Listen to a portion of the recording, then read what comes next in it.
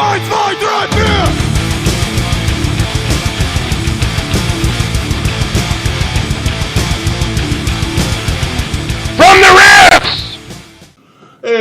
welcome back to From the Riffs. I'm Big Will Johnson. This is my good friend Karen Belair. Today we got a couple of extra guests with us, Mr. James Lovell and Mr. John LeCount. They're fellow members of the WGA, the Windsor Gaming Association. And this is going to be an edition of Tips and Tricks where we discuss role-playing. So let's get it started. How would you guys define what it means to be a PC, player character? You're up, my friend. All right. So I think what defines to be a player character is pretty much making a person that interacts with the story that a GM is saying. You back me up on this one. Another thing is you don't have, if you don't want to write up a full backstory, just make sure you have goals and set ideas for your PC and for something to build on. Like, you can't be power at first level, so think of something you want to achieve by the 5th, 6th, and higher up levels. I would agree with that, and I'm going to add to it by saying more often than not, there's a tendency for players to want to simply go all in at the very first level. They want to have the brightest, best, and most powerful without realizing that that character needs to be a living, breathing entity within the setting or confines that the GM has set up for them.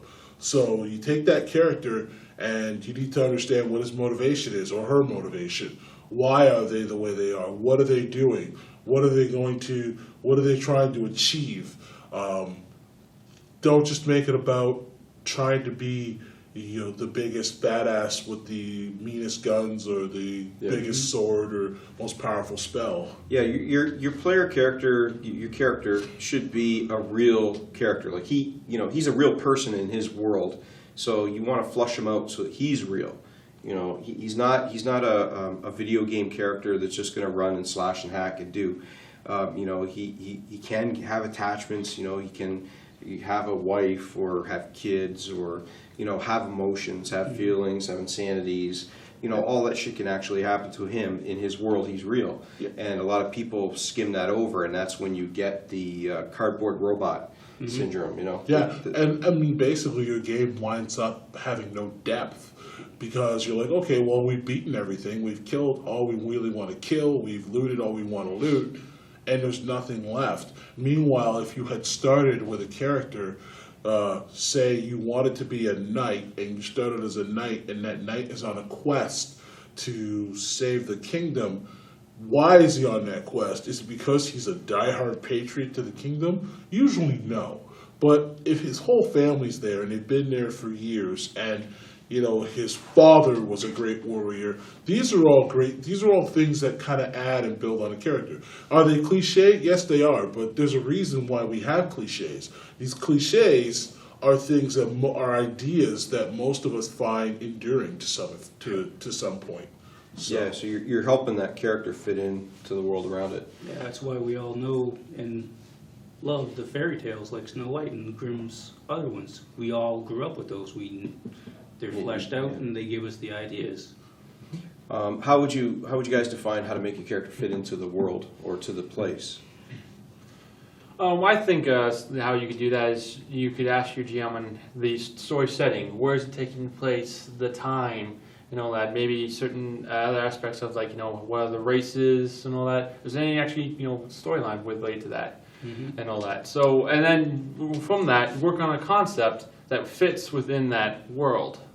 So like for instance, if there's a conflict happening between two races or something, you can then make it collapse and say a person lives on the border between this, right? And he's used to the conflict, right? So he may not like the other side. And then he can, when there's a situation when it's presented, he role plays through his dislike of it. Maybe a fellow PC is one, and now it's how he overcomes this disliking it, because he has proven that not all of them are like this. Some of them are very good people to work with. And other things are the actual skills you pick for your characters. Say if you take a blacksmith or any crafting skills, well, yeah, that's fine, but what are you going to do with that? Do you want to be a traveler from town to town?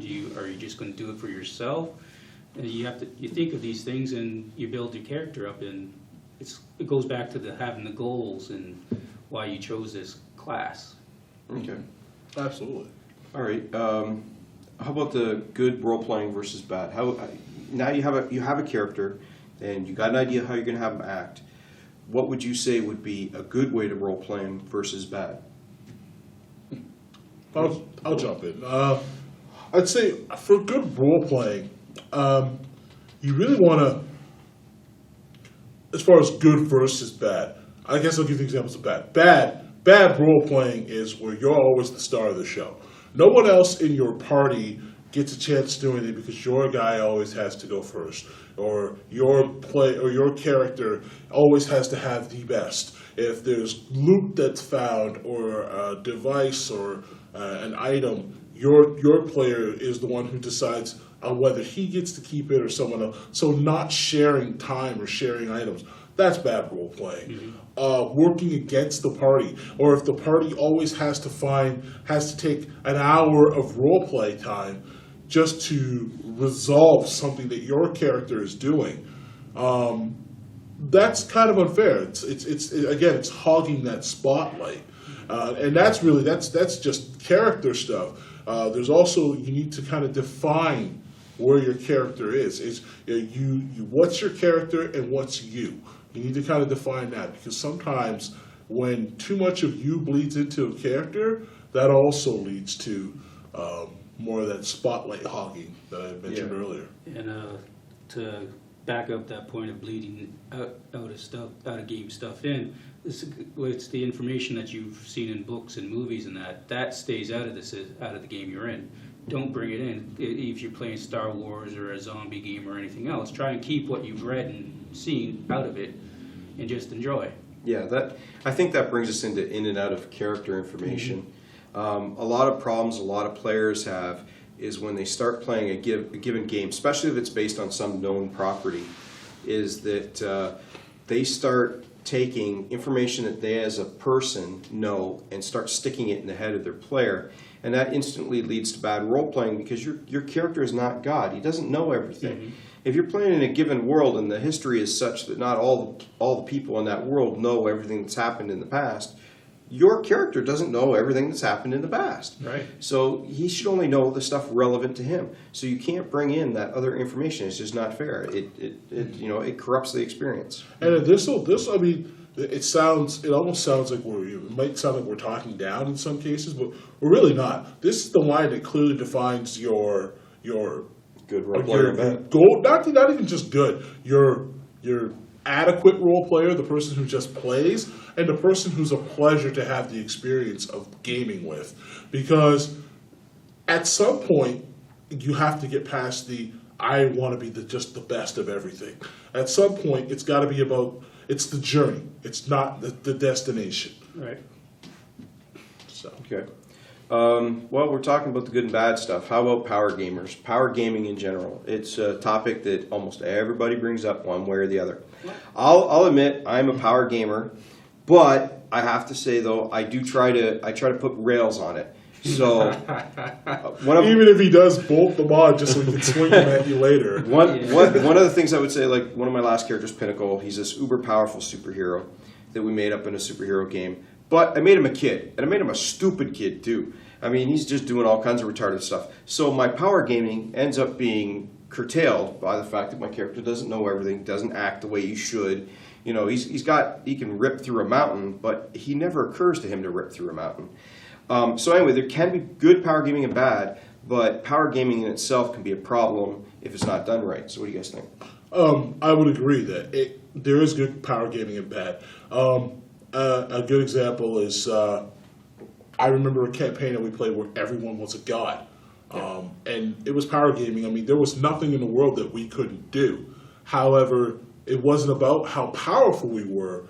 The idea was how we dealt with, some of us had followers, and our followers were getting dropped left. Actually, it was my character in particular. Yeah. I had people who worshipped my character, and they're dying all over the place. Other characters had no worshippers. They were actually, they could have actually gone and just laid siege to whatever. However, it was about the interaction of us as characters with each other. So it was heavy on the role play, and not so much on the the action, the fighting. When it happened, of course, we had great fighting and whatnot, but so it really did, the power gaming was offset in how the characters were played. Although generally speaking, I think power gaming should just be left alone. I'm not a big proponent of power gaming, although yes, there are some people who can power game and are able to rein it in, such as Carmen. But then most people, it's like anyone else. I mean, if you give them a car that drives at 250 kilometers an hour, or 200, goes from 0 to 250 in 3 seconds, they're going to want to do that right away. They're not going to take their time and find a place where it's appropriate to do so. Mm-hmm. So, And you guys agree? Yeah, another thing with the power gaming is if it's okay and fun if everybody in the group is power gaming and the GM is as well. Because if you're fighting epic, powerful things like gods, demigods, and dragons, you want to be able to bring the sauce. Yeah. Okay, let's get to our last topic because we're getting short on time, and that's backstabbing. Basically, backstabbing within your party, or even backstabbing the stuff the GM is setting up. What do you think? It happens quite a bit, actually, and I find that it can really derail any game that you're playing with it.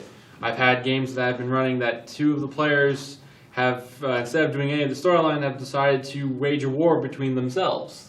And it's basically I had to run this whole session about these guys trying to screw each other over. Yep. And it's ended horribly in the end, and I had to scrap the game. It was just no longer fun for either party. Yeah, backstabbing always brings down the group and the party, no matter what or how you try to fix it. It's always there, and the resentment builds, and it stays there until you either stop gaming altogether for years, or you kick out the person that started it. Yeah. Yeah, and I'll say, for me personally, I know that when it comes to backstabbing, usually that's why I don't like to have evil players in my campaign. Just because most people don't know how to play evil as a character, they play evil stupid, where that is essentially what they do the entire game. They're anti-party and the like. Yep. I think that pretty much rounds it out. What do you guys think? Any other points or? I had fun. No? Thank you guys for inviting me. All right. Okay, so let's wrap this one up. All right, so from the Rips, this is Tips and Tricks. I'd like to thank John and James for joining us, and we'll be back with some more. Take it easy. See ya.